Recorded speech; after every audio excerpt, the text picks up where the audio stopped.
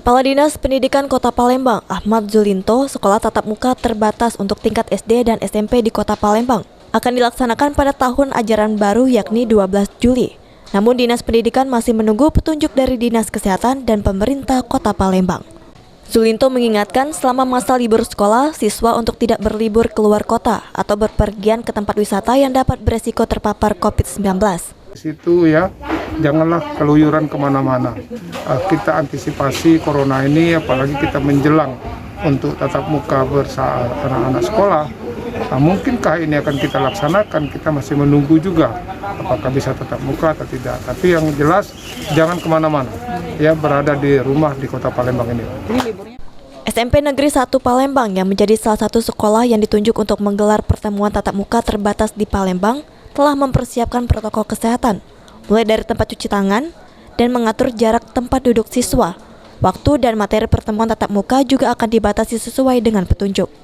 Baik, SMP 1, alhamdulillah kemarin adalah salah satu SMP yang akan di-SK-kan dan ditunjuk untuk tatap muka terbatas. Kemarin Kepala Dinas sudah memberikan arahan kepada kami tentang akan diadakannya insya Allah ya. Insya Allah nanti di tahun ajaran baru tanggal 12 nanti akan diadakan tatap muka terbatas.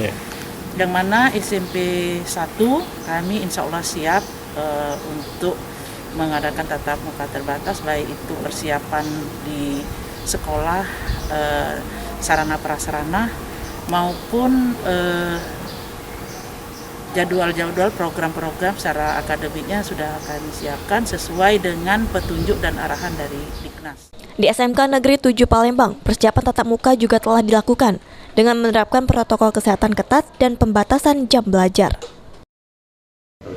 Jam pembelajaran juga kita perpendek dibandingkan kondisi normal.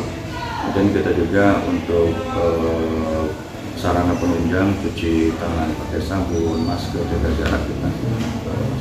SOP juga sudah kita siapkan. Aprianto, PAL TV.